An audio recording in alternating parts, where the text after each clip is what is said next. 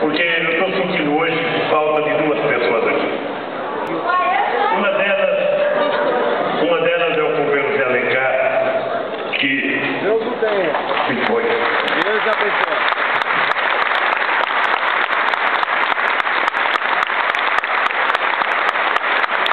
E a outra, companheiro Chagas, eu acho que foi um equívoco, não sei se da UNE, ou de quem cuida da agenda, mas eu tenho certeza que se a presidenta Dilma soubesse que ela encontraria, ela estaria hoje aqui participando desse congresso.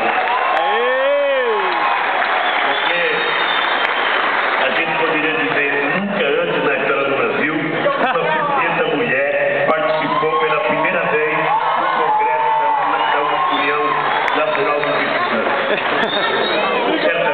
Certamente ela teve um compromisso muito... Liga pra ela! Eu queria te dizer, Chagas, que eu era para estar hoje no Egito, A subir lá? na Biblioteca de Alexandria, Ia subir? falando para a juventude sobre democracia,